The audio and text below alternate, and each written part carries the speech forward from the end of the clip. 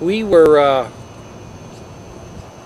really terse because the shit hit the fan, and on the 5th they made a massive assault on the unit. DiBernardo pops his head out and wants to know what to do next. He gets over by the door and he's looking out with his 45, and he's looking out like this, and a sniper fired around, grazed his arm. And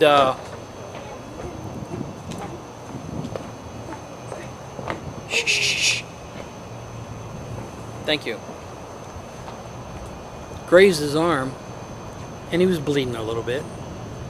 All of us in the meantime had caught shrapnel and grenades and goddamn rifle shots and everything else. And he starts crying. I'm stuck like a pig. And he's bleeding. It was a surface wound. I mean, flesh wound. You know. So he says, well, who's going to lead us out of here? And I looked at him. And I said, you're the lieutenant. You should lead us out of here. He didn't want to do that. So Courtney Niles and Steve Straub went out the door. Like I said, you fired around with the carbine, the magazine fell out. Stick it back in, put another round in the chamber. That's the shit that we got to defend the station with, that they thought was okay in Saigon. Well, it was John Bagwell, not Steve.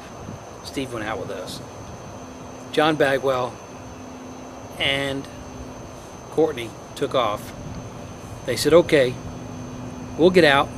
We'll get on the other side of the road where the rice paddy is. We'll get down and we'll cover you guys when you come out.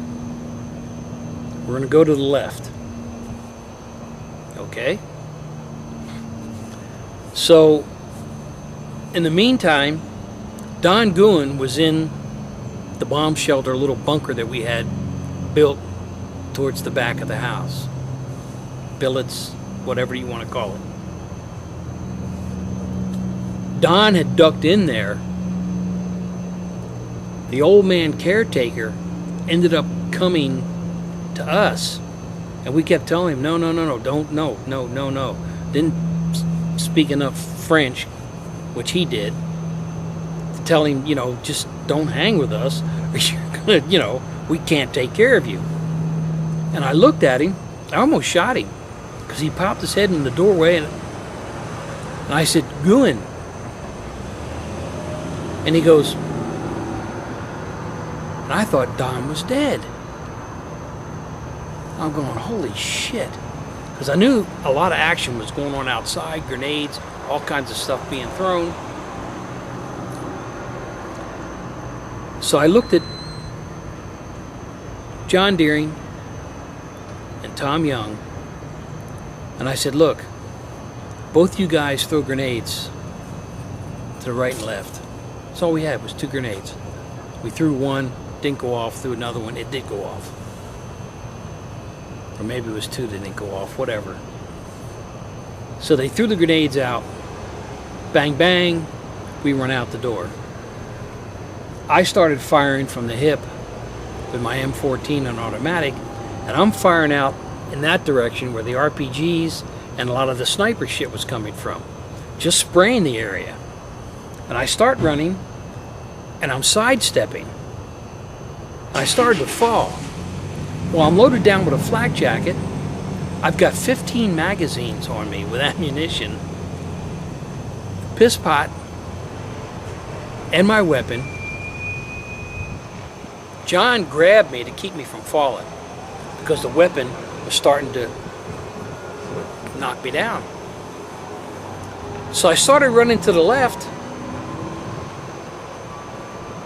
And I fucking look and I'm going, where the hell is everybody? I'm all by myself. There's fucking DiBernardo making everybody go on a rice paddy dike heading towards the station. itself. And I'm going, well, I guess that's where they went. So I hustle across the street, fire some more rounds over into that area. And DiBernardo says, you stay back, cover the rear. Well, geez, I got the only weapon that functions. I wonder how the hell that happened, you know? So we end up doing the rifle over the wall. And what they had done was they had blown holes in all the walls between the houses. All the way up to the wall, the little bit of rice paddy between that and the USIS library that was burned out. They left it there as a reminder to the Vietnamese of the horrible thing they did. It's like they give a shit, you know? So, across the street, sitting up in this building that was being constructed, a 2-story building, no outside walls,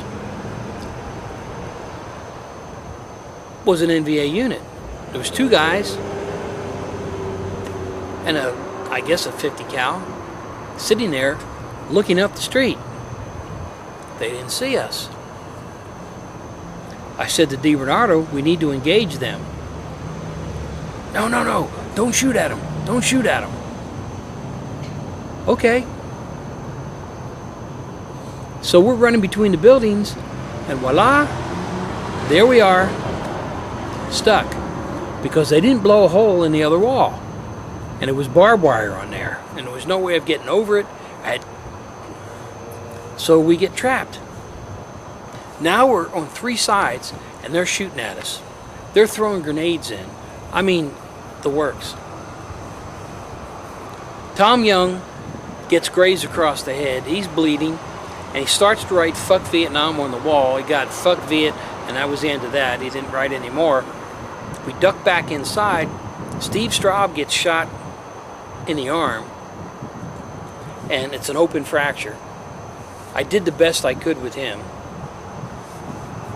He passes out from shock. I don't know what the fuck to do. I get him pushed up against the wall so he's not catching any rounds coming in. We're trying to defend this little area. Tom and I decided that we got to get the fuck out of here. And John Deering's there with his carbine. Tom has got a shotgun, which didn't fucking function half the time. So he started kicking at the bottom of the barred window. It was a little cook shack because they didn't cook inside the house, and then the little area in the back was where they did their cooking. So he started kicking and managed to expose the steel bars. The adrenaline was pumping so bad that Tom and I both grabbed a bar and fucking bent these things. Couldn't do it today. Couldn't have done it if it was. It's just, you know, it's like, adrenaline. Holy shit, the adrenaline was pumping. So it was, how the fuck are we going to get out of here? So Tom says, I'll go. And I said, well, cover us, we'll be right behind you. And I'm getting ready to step out out of this bent up bar too. He looks at me and he says, you know, what the fuck do I got to live for? He said, I'm married to some fat pig I didn't want to marry and a kid I didn't want. He had to go home on leave to marry this gal that he knocked up. Tom Young was the bestest friend of Bill Clinton, the former president of the United States, and used to talk about gangbanging the little fat girls at the drive-in when they were in high school because nobody would take them out. And it was 5 of them that hung together. Tom, Bill Clinton, and the other 3. 4 of them were killed in Vietnam, and Bill went on to become president of the United States. Of course, they'll probably fucking arrest me for lying or some goddamn shit, but that's exactly what he said. I never told his... And Tom Young said, what have I got to live for? What I got to live for. He stepped out, and automatic weapons fire caught him, and he died. You could hear him gurgle. and that was it. There we were, all fucked up, trapped, more rounds coming in, more grenades being thrown, chickens running all over the goddamn place, jumping up in the air and flying, and goddamn more rounds coming in, and they had us. So, in the meantime, didn't know where DiBernardo was, didn't know where Anderson was. I knew Tom Young was dead. I mean, he was gurgling, and all of a sudden, nothing. And then myself and John Deering. But Anderson and DiBernardo had to be in the station somewhere. No, we were all running, trying to get away. We were away from the station, and we were heading towards MacV. Got it. Yeah, Okay. that's Latham Kit. We were running our asses off, trying to get down there, and that's when don't engage the machine gun. All right. Okay. So we get captured. They bring Anderson out. Anderson had caught a round, and part of the jacket had landed in here and was just barely touching his diaphragm. He had the hiccups for a long time until they finally took it out when we got in North Vietnam. Couldn't see DiBernardo. Where's your commander? He's in Saigon. I wasn't lying. He's in Saigon. Good Didn't answer. say what commander. Good answer. He's in Saigon. And he just looked at me, and his eyes got like this. Next thing you know, out comes DiBernardo. He was hiding in the garbage. If he'd have stayed in the fucking garbage, they wouldn't have found him. But that's all right. So now they have him. And they bring him up about this far from me. Took his glasses off of him, dropped them on the ground, and stepped on them. And I busted out laughing. I couldn't help it. I just found it to be fucking funny. Yeah, here we are captured. We might get shot, killed, mutilated, whatever the hell it is, but they took his fucking glasses away from him and stepped on him and broke them. The little arrogant son of a bitch. So they tie us up with commo wire to where our elbows are almost touching. And off we go. And I'm gimping along. Straub is in front of me. They managed to get him up. And they left my field dressing on his arm and tried to tie him up too. He was in shock. And I'm about this far away from him that I am with the camera. And he started to falter. I tried to hurry up to keep him from falling. I didn't get there in time. Those son of a bitches, that fucking machine gun, traversed it around and fucking blasted away him and fucking killed him. Picked his ass up and threw him right down into the goddamn gutter, into the drainage ditch. And I could have killed those bastards. I had the opportunity to kill those motherfuckers. Or fuck up their weapon. Either way. Wouldn't have happened. But I was ordered not to. See? Being a good soldier, I should have said, fuck it. I had the opportunity to blow that cocksucker away. But I didn't do it. And I've told people over and over, even active duty officers, I said, if I had the opportunity to go back again, I said, I would have shot that motherfucker right then. I said, that's not leadership. He wasn't a leader. He was a sorry-ass little bastard, is what he was. And then we get captured. They take us around past the station. They never touched AFEN. They never touched Voice of America. Never touched either one. I'm sorry, they never touched AFEN. You were at AFEN. What do you mean? They took us past it. After they captured us, they took us right past the station. Oh. They never touched it. Didn't blow it up, didn't do shit. And There were a few rounds through the... Yes, a couple of rounds through one. You had the consulate building, and then you had like this little, I guess maybe quarters for staff or something or other. Right. And a couple of rounds went in there, and another round had gone in and hit one of the lines for the tank for the diesel fuel. which they repaired and put the station back. You know, there's no problem. Right. So, A few small arms rounds. yeah. But they never touched the station. Okay. They wanted to use it, probably, eventually. Well, I look at it this way. If they'd have fucked with AFVN and had also taken out Voice of America, then the United States military would have taken out Voice of Vietnam. And they wanted us because I was a propaganda specialist, according to them. So I had to be high ranking in the party. Okay. That would have been true in their organization. Yes, but not and that's in the way ours. they looked at it. Right. Yeah. So, I've got a few specific questions for you from Rick Frederickson. who's that? He's a gentleman on the AFVN list and who's writing a Story. story. And let's see if they will come up. I didn't do it, I know you. and if I did, I promise I'll never do it again. Okay. Well, here's a question for Mr. Erickson. Was Det 5, Detachment 5, the first provider of television in the Hawaii area? Or did the Blue Eagles, the Navy's... They never got up there. They never got up No, there. they flew around south in the Delta and that area. They never flew up in that area.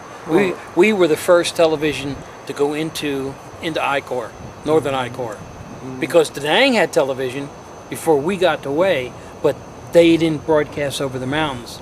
And they were all fucked up. They put on whatever they felt like it, whenever they felt like it. And we followed the schedule exactly like in the United States. We knew how long the films ran. We knew where there was cuts. And we could insert the little messages that MacV wanted. And we ran it just like a regular TV station in the States. I understand. Radio had not yet started. We know that. You were using the Sarkis Tarzan trailer to broadcast. Sarkis Tarzan, yeah. Right, okay. Were you doing TV newscasts yet? Yes. We were doing newscasts. Who was, do you remember who the news anchor was? There was no news anchor. It was either one of the guys. It was either Young, Netting, Billy Joe Melton, Hallman, whoever. Okay. And the funniest thing is... It rotated. Yeah, it rotated. They would wear their khaki, and underneath they'd have shorts and shower shoes on, because the booth was about yay big, and the camera sat right there, and it was like a little table that folded up, and they sat there like this, and then we knew when to hit the cassette button and when to hit for a different slide, and that's how we did the news. But the interesting thing is, people see the movie Good Morning Vietnam. The news was censored. I don't give a shit what you say. They censored the news in Saigon because we got our feeds bootlegged from the commo section at MacV that tapped into AP and UPI, and we got the tear-offs, and we had the news, so that's what we transmitted, was exactly what we got from AP and UPI. Were there many TV sets at the time in the Hawaii area? Yeah. There were 21,000 television sets sitting in a warehouse in Saigon when I got there, when we set up the school. 21,000 21-inch black and white TVs. That was in Saigon. Yeah, but once they started broadcasting, these TVs started going out. And like I said, we made a lot of trips up in Northern I-Corps in areas that sometimes I wonder if we were still in Vietnam, and set up these TVs. Little Honda generator about yay big, held a liter of gasoline, so goddamn quiet you didn't even know it was running. It would run a small refrigerator and a TV, and it was made specifically for the military by Honda. And they start the damn thing up, plug it in, and turn it on, and they had channel 7 or 9, and we had channel 11. How far was the broadcasting area? How far could you reach with TV? We got all the way up to the DMZ. And about how many miles would that be? 30, 40 miles. Okay. Up into Quang Tri province, anyway. They went up on the Qua Viet. Nguyen went up once. He's scared shitless. Novak made him go up there, and they couldn't get out for 4 days because they would artillery barrage from across the river in North Vietnam would come in and bombard them, and then it would get quiet, and then you can get the hell out. What was the very first indication of trouble in Hawaii? Was it the reports you were getting from other folks that you October, November, from the people that we dealt with. I mean, the little kids, they loved me because I showed Batman on the wall. Oh, yeah. And they would say, don't be here, don't be here. Were you guys on the air when the attack started? We were, and then we went off the air because... You had other things to do. Yeah, it's Right. like save my ass. You know Thing what- is, I wanted to pull the crystals out of the transmitter, and DeBernardo said no. What happens if they get lost? Okay, they get lost. How long was it going to take you to get some new crystals? All these goddamn stations are the same. Do you remember what time of day the attack started? You mean what time at night? Or night, yeah. Shit. I don't know, it just got dark. Probably about 7, 8 o'clock on the 4th. But we had been under attack since the beginning of Tet. Mm-hmm. Were you being attacked more by VC or NVA? There was no such thing as NVA VC. If you talk to any Vietnamese today, which I do online, they refer to them as all as being VC, Vietnamese Communist. Okay, so these were not uniformed people, or they Yeah, were... this was North Vietnamese. That's why I asked but if they they were- refer to them as just VC. Period. Okay. There was no more guerrillas left in Vietnam. This was all regular goddamn army that had come down. That's what They I had was been asking. gone for years. For years. Okay. Were you able to see the citadel on the other side of Yeah. the river from the compound? Yep. And we saw the great big PLAF flag. Mm-hmm. We used to call them the penis-licking army faggots. Let's see. What other neighbors' houses, offices, or other agencies? There wasn't. or- Next door to us was a high-ranking Buddhist something or other, layman. Uh-huh. Right next to us was a nationalist police officer, and they went and executed them. We heard them. They went in, as they were attacking us, they went in and shot everybody in the house. We heard them screaming. They just went in, just fucking automatic weapons, mowed them down. Okay. There were Vietnamese staff at AFEM? No. Okay. None. Okay. That's all of Mr. Frederick's. Nope. Frederickson's question. No staff. It was all us. So you guys were captured.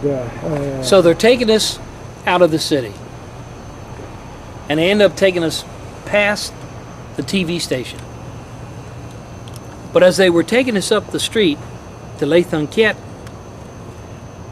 there were 2 men dead in black suits, jacket and tie, Americans. Americans. They were either CIA or MI. We knew who they were. Dead. They'd been shot in the back of the head. You could see that. And sitting up here was the machine gun. And as we got close, they traversed around and opened up on Steve and killed him. We go around the corner, go past the station, go down where the Arvin compound is that we almost got shot at when fucking Young did his number. They take us inside. All their vehicles, the tires have been shot out. I don't know what else they did to them, but the tires are shot out. They take us into this room, and holy shit, there's Don Guin sitting there tied up. And I said, Don, goddamn, we thought you were dead. Be quiet. Don couldn't hear us. He had goddamn powdered shit coming out of his ears from... I think I'm lost. I don't know what the hell she's looking for. So, there's Don sitting facing the wall with his back to us. He couldn't hear shit because they had thrown in I don't know how many grenades. He had ended up throwing them back out. And when we pulled out of the building, all of a sudden they rushed inside the building, and there was Don. Okay, here I am. So he's still alive. I didn't know what happened to Courtney or John Bagwell until much later after coming home. And I found out that Courtney Niles was killed and John Bagwell got shot up. Because they went up to do like they were going to, give us a little cover fire, and all of a sudden saw us taking across the rice paddy.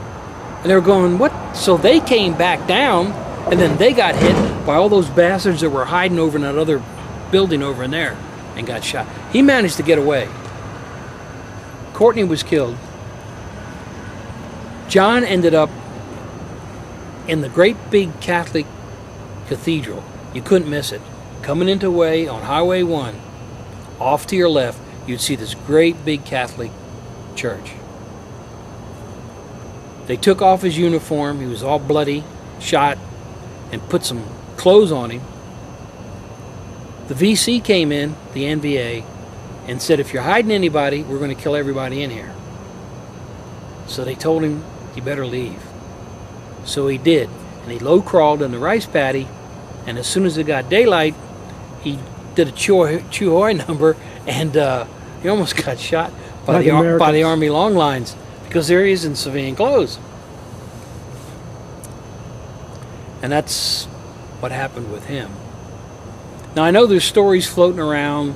There was somebody claiming that the same story, that they were in Way and they did this and they weren't. I know who was there, who got killed, and who got captured.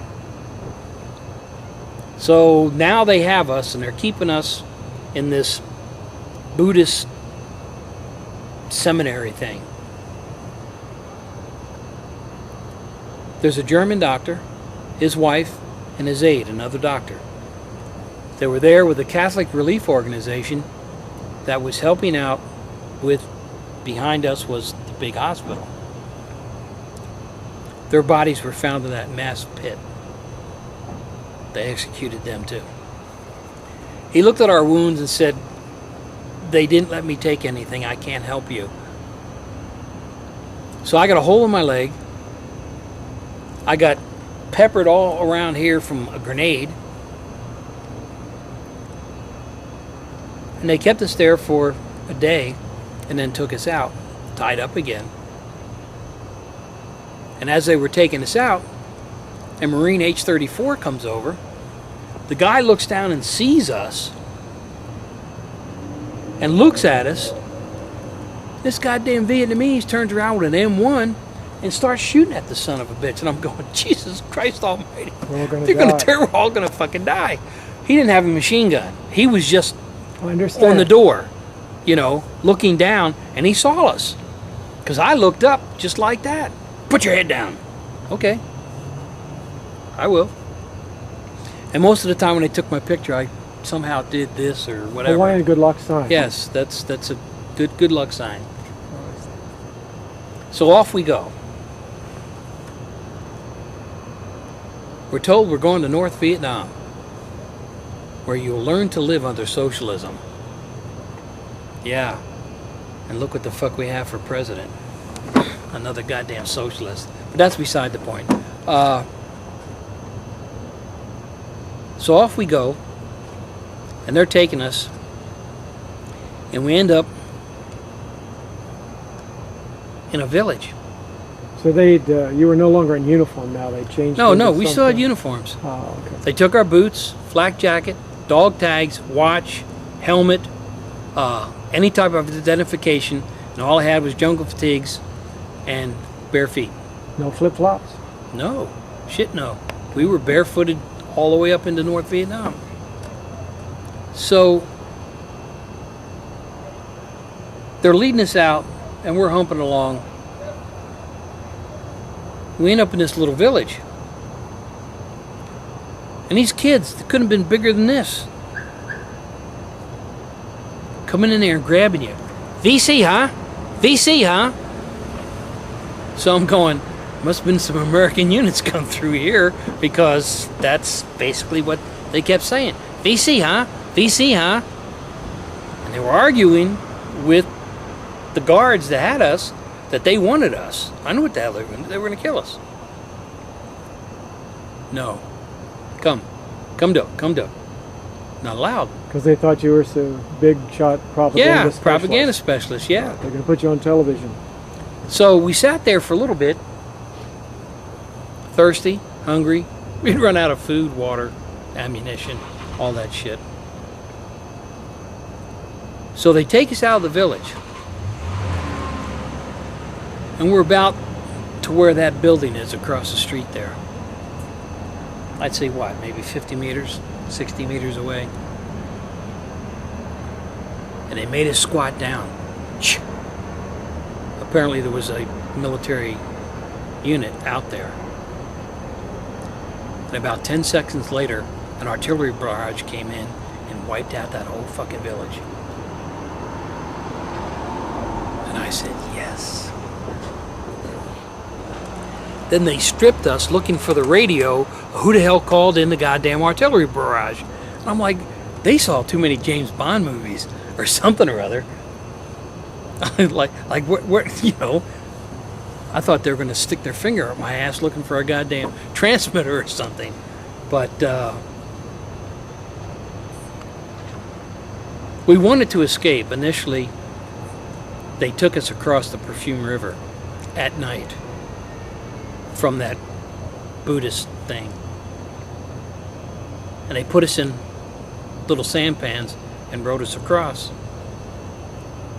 Well, I managed to get these wire loose.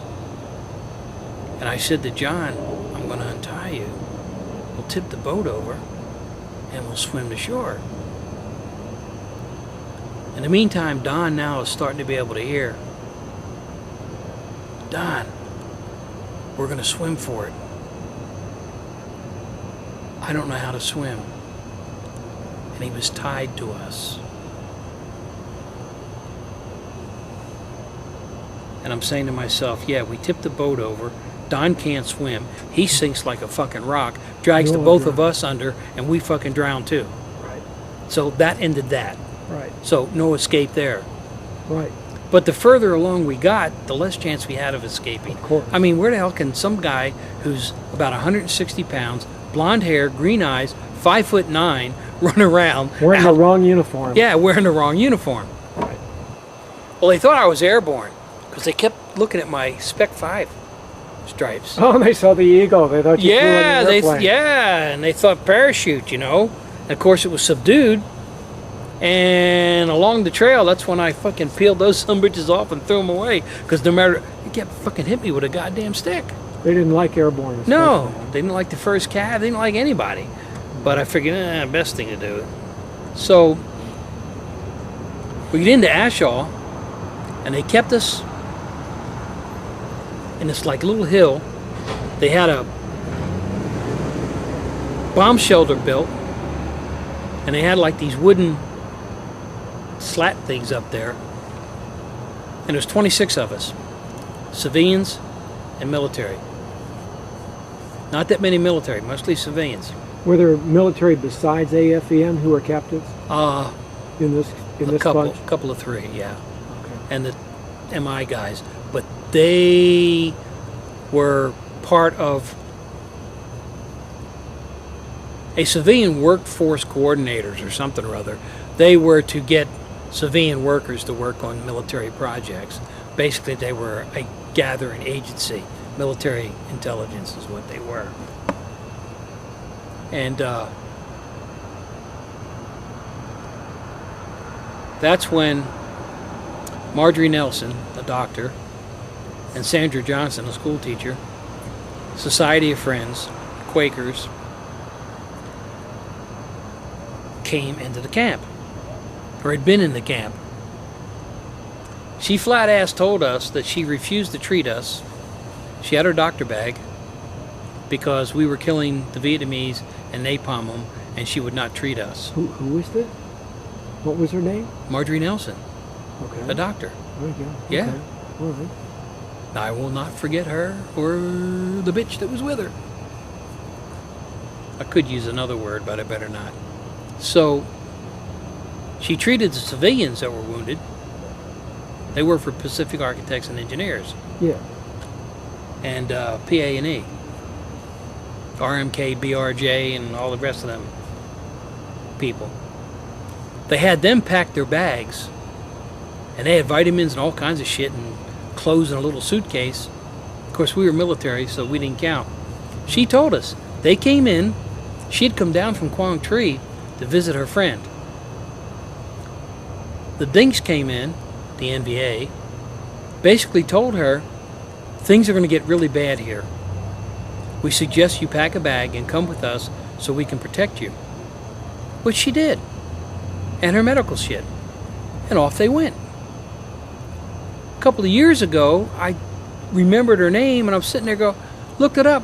She's writing a book about her captivity and how she was tortured. They didn't do shit to her. Her feet were all bloody. What they did was they gave her a pair of South Vietnamese Arvin boots, shoes, sneakers, whatever you call them, to wear.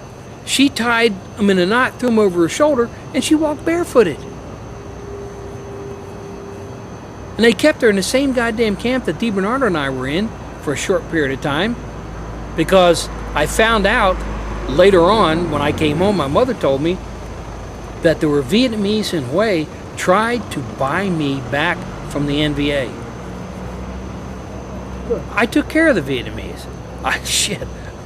Yeah, I stole gasoline. I stole diesel fuel. I did all that goddamn Well, you're shit. using it for the Procured it. station. Yeah. And it was all, what the hell were we there for? Win the hearts and minds of the people. Right. And I did whatever I could. Right. And they appreciated that. And they tried to get me back. And I guess things failed, and I ended up going back with the rest of the herd. I was fucked up anyway. I was so goddamn sick I couldn't see straight. Did they treat your wounds at all? Initially, yes, and then that was it. My feet were bloody. I mean, they were all tore up. I imagine. And the hole in my leg finally closed. I actually got about that big. I pulled the bullet out with my own fingers, or what was left of it. And Marjorie Nelson and Sandra Johnson were kept up in another little hut. And that's where another prisoner had come in, Michael O'Connor, who was a helicopter pilot with the 1st Cav. He got shot down. Well, they're up there interrogating him. And he's giving them, there's like 300 helicopters to our company, and we've got 12 companies that are in our battalion, and 16 battalions. yeah, there's 16 battalions, to the regiment, and blah, blah, blah. And I'm sitting there going, way to go, man. But I didn't meet him until after we got on the trail again. DiBernardo goes up there, and I'm listening to the interrogation, and he's spilling the beans. He names Shunkel, all these people that were in command, the fact that we were involved with Cords, Just Pow, and all the shit that we were doing, rural pacification, which we weren't supposed to be involved in that shit, but we ended up because of State Department and all the other shit, because where we were, we ended up being part of this whole fucking win the hearts and minds of the people. And he's in there telling them all this shit. And I'm going, what the fuck? So they take me up. I got a pistol stuck in my goddamn mouth, and I'm told to spill the beans. Okay, I was with the 17th Data Processing Unit. Never heard of it. Come to find out there was one. Fuck. When I came back, I was a file clerk. And then they turned around and sent... Or a cook. Yeah. Then I forgot. I had a fucking Vietnamese driver's license in my fucking wallet that I got in 1966 when I was there TDY. Because I bought a motorcycle.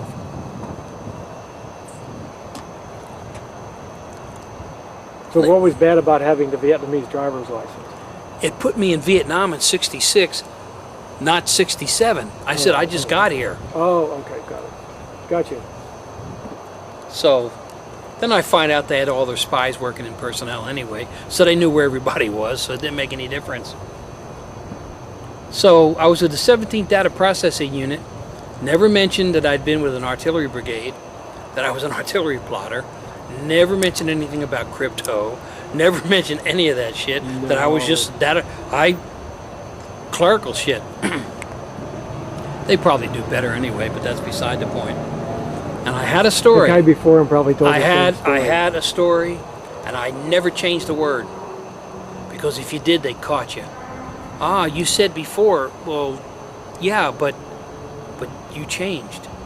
You said the exact same thing. So for 5 years, it was the same fucking story, day after day after day after day. Never changed a word. Sit there, lay there at night, going through the whole scenario of who you were, what you did, and exactly what you said. They accused me of being CIA, and I'm going, excuse me? But that came from fucking DiBernardo, because he turns around, comes back down with paper and pen, and I'm looking at what he's writing. He's writing all this shit. Because they said, if you are honest and truthful and show repentance, then why should we will be lenient with you? Yeah, and why should we should let you go home? Well, my wife has cervical cancer, and it would be important that I get home to be with her. She didn't have cervical cancer. She was fucking pregnant. She had twin girls while he was gone. You can't beat him up for lying on that one. Yeah, that's true. But still, he wrote down all the shit that we were involved in, all the stuff that we had done, stuff that was being planned. He was a little goddamn worm. So they take us to that one big camp. We all take off. They told me, you stay behind, take care of the wounded. I'm not taking care of a bunch of fucking civilians. Fuck them. I'll take care of military wounded. They wouldn't share a goddamn thing with us. Nothing. So, and I mean, that's kind of cold. They are Americans, but, you know, the fucking doctor wouldn't do anything for us. She had a goddamn kit. She had penicillin. She had all kinds of shit. Wouldn't do anything for us, so fuck them. So off we go. I said, screw this shit. I grabbed a bag of rice, threw the goddamn thing on there, grabbed me a walking stick off some of these Vietnamese, and off we went. We get along the trail, stop, and I helped the two guys escape. I went down and pissed in the river, upstream, while they were filling their canteens. And they looked up, and I'm standing there pissing in the river. They're filling their canteens. Having a goddamn shit fit. And the two guys slipped off. And there were fucking yards all over the place that were part of their deal. So they managed to make it. So the guy that speaks English turns around and he starts counting the heads. And he comes up one short. He doesn't count very well because he's too short. Yeah, but I wasn't supposed to be there, so it made it only one short. Then he looks at me, and it dawns on him. He lost one. Lost two. But he had already told DiBernardo, anybody escape, you will suffer the consequences. So DiBernardo gives an order. Don't anybody try to escape. One of the civilians is a fucking retired Army major with PA&E and fucking looks at DiBernardo with this, what in the fuck are you talking about? Don't try to escape. Well, by this time, Special Forces knew where we were. They were going to come in and rescue us. All 26 of us. It rained. It rained like a motherfucker, and I remember that. It rained so goddamn hard, you couldn't see your hand that far in front of your face. No helicopters. They knew exactly where we were. It cleared up, we were gone. That solved that. This is all when I came back, I found all this shit out. Found out a lot of stuff when I came back. I got promoted to E6. And retired as an SFC, I believe. When they found out that the detachment was gone, They hadn't sent the orders out yet. They rescinded the fucking orders and promoted somebody else. I didn't get promoted till 2 years later. And I had to get that backdated to make E7. All my peers were 7s and 8s when I came back. And I was lucky to be an E6.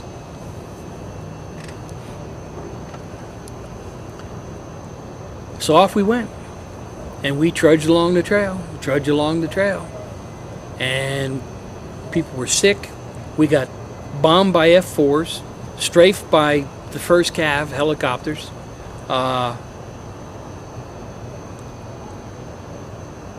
Tom, what the hell was his last name? He was an agricultural advisor, supposedly, was killed in Laos. They found his body during Lamson 719 a year later. They went in and the Filipinos that were with Voice of America buried him, put a cross up there for him. They found his body. They were hit by F4s. They were dropping bombs. When they picked themselves up, a big rock had come down and just crushed him, killed him instantly. So, Tom Ragsdale. So he was buried. Saul Godwin, Marine warrant officer, was forced to go to Vietnam, had a heart condition. The Marines were going to kick him out with nothing. And basically told him he had to go to Vietnam or they were just going to give him a medical discharge. Not a medical retirement, a medical discharge. He had 19 fucking years in the Marine Corps. He suffered a heart attack on the trail, buried him. He was carried as missing in action for 2 or 3 years. Even after we come back and said, we buried him. Well, they didn't tell us they had him. And according to the rules of engagement, blah, blah, blah, blah, blah, blah, if they don't say they have you, then they don't have you. Fucking jerk me off. I mean, stupid shit. How long were you on the trail? Almost 2.5 months. And how far was it from Hue to Hanoi? Or at least your... We wandered and wandered and wandered. They had us going around in circles. And I'm saying, hey, we went through here before. How the hell do you know? Well, let me see. The sun comes up to the east and it goes down in the west. All right? And all of a sudden, there we are. And the sun's coming up on our left shoulder. And this area looks familiar. But see, I was just... They did that for confusion purposes. That's all. Just to keep it confused so you didn't know where the hell you were. Okay. We knew we were close to military bases. We could hear aircraft. But I mean, what the fuck are we going to do? Run? Get shot? So you just plodded along and went along. And finally we were in Laos. Big goddamn sign. Lao Bao. The Laotian border. Come out of the Trung Son Mountains. Right into Laos. I saw bulldozers as big as D9s that they had hid in the side of mountains, hills. And every time we'd go over and bomb the shit out of them, these great big bulldozers would come out, scrape the damn road, pack it back down again, and go right back in, and the trucks kept on running. So they put us on a couple of trucks, they took us up the road a bit, got out, we ended up walking more. And walking and walking and walking and walking. And we ended up in North Vietnam, and that's when we weren't allowed to talk to each other. And that's when I almost got bayoneted in the eye. And that's when the beatings really started. See, there was kind of like a tacit, okay, you're a soldier, I'm a soldier, and we understand. But once you got into North Vietnam, you had a bunch of little assholes that never went to the battlefield, whose mommy and daddy were up in the party or had some type of political influence, and they were the worst bastards that you ever want to run across. They knew all the songs and all the high dep and all this other bullshit and Ho Chi Minh, and all this shit, and they're the ones that like to kick the shit out of you. So I spent almost a year in solitary confinement. I had a bad attitude. I referred to them as I asked them if they had read the book Animal Farm, and I think somebody knew what I was talking about. They went fucking ballistic on that one. So, and I said, this reminds me of that, you know? We had guys that spoke Vietnamese. We could hear the speakers outside the camp. Basically, the voice of Vietnam telling the people the same shit we heard in English that was being broadcast to us. Shh, shh, shh, shh, shh, shh, shh. So we ended up in what we called portholes. In portholes? Portholes, yeah. They were tiger cages. Little hole you could see out, and you could just barely stand up, barely, kind of like this. And it was just long enough to where your feet stuck over to where they could put your feet in stocks.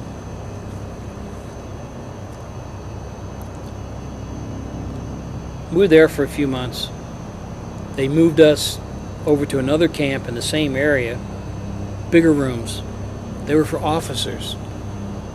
Us enlisted swine got really little shit, and officers that they captured had bigger rooms and no stocks. I'm going, wow, shit. Ah, fuck. But they ended up walking us for another 2 or 3 days from there. Those who were too sick or too fucked up and too wounded, they took like around the corner, put them on a truck, and took them to the next camp, and they were already there. But they had us walk, and put us on sampans and took us across the Red River. So made us eligible to become members of the Red River Valley Fighter Pilots Association. All those guys that flew across the Red River have an organization, so we're life members since we went across in a sampan. You made it too. Yeah, made there it too. There you go. So they take us into this one camp. It had to have been a French prison or something or other, or I don't know, French something or other. And there was a building that had a D1 on it. We called it the Death Camp. This is 68. It's around August, September. And goddamn, they brought smoke on our ass. I mean, all you had to do was bat cross-eyed, and they kicked the shit out of you. Alphonse Riati, Marine Corporal, became the ringleader of the little propaganda group that crossed over to the other side. And he actually beat up on some of the wounded prisoners. And I understand he's dead now too. Doesn't break my heart. So he would go out on work details with us, kind of pump you for information, find out about you. One of the civilians that was captured in Hue was Philip W. Manhart. He was an FS2. The president is an FS1. He had been captured by the Chinese as we were clearing out when the Chinese took over China. The Chairman Mao, who was held for 4 days in a prison until they released him. He was left behind to burn documents and shit. He ended up in Korea, and they made him stay behind as acting ambassador because the ambassador fled and went to Japan when the communists came down in the Pusan perimeter. So he was the acting ambassador. Rough life. And then he gets captured here. He told us a long time ago, he said, watch out for ringers. I said, what do you mean by ringers? I knew what a ringer was, but I said, what do you mean? Yeah. He said, people that basically would sell their mother just to get ahead. And you got to watch what you say. Be very careful of what you say. And Riati was the ringer. So he managed to convince a couple other Marines and a couple Army and they made up what we called the Ducks. And they were the ones that did whatever they could to find out what we were doing as far as communications and all that shit.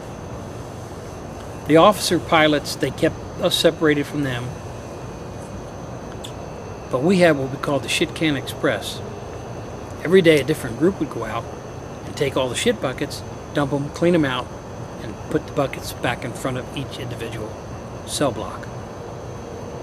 Well, we were using it for communications.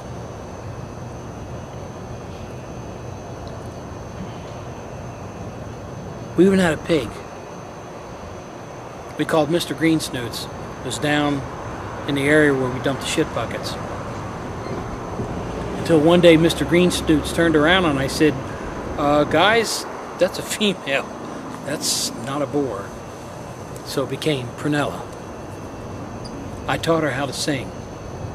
She'd see me coming with the shit buckets, and she would somehow manage to get up on this little wall with her hooves, and she'd start going, wee, wee, because I'd go over to her in her ear and go, wee, like that, and save a scrap of moldy ass bread and give it to her, and she was happy as hell. So I had a singing pig.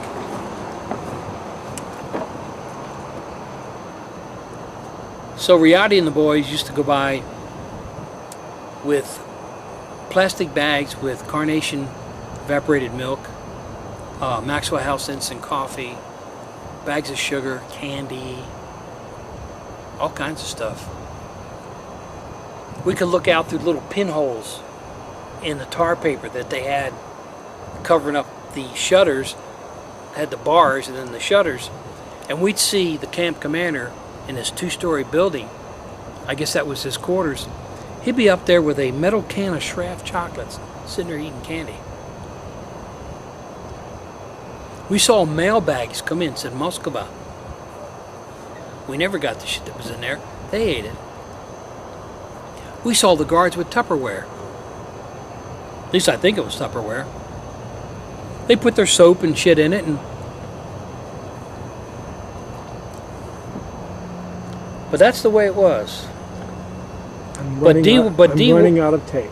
But D1 was really bad. And when they raided Sante, we weren't that far away.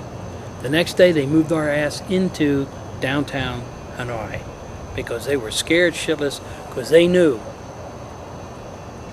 that one of them could be snatched. And I have met the Sante Raiders at a reunion. They knew there was nobody there. They knew. But they went anyway just to scare the shit out of the Vietnamese. And they did. It scared the living bejesus out of them because they started consolidating prisoners and getting them close to the center of Hanoi. And then when Tricky Dick bombed Hanoi, they pulled us out of Plantation and put us in the Hanoi Hilton.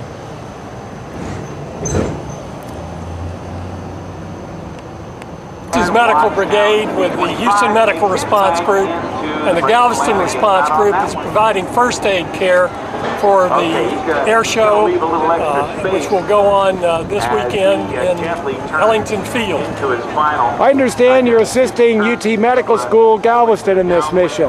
We're providing surge support for the University of Texas Medical Branch group, the Aerospace Medicine group that's based there, and assisting them in the medical teams, both foot teams and bike teams.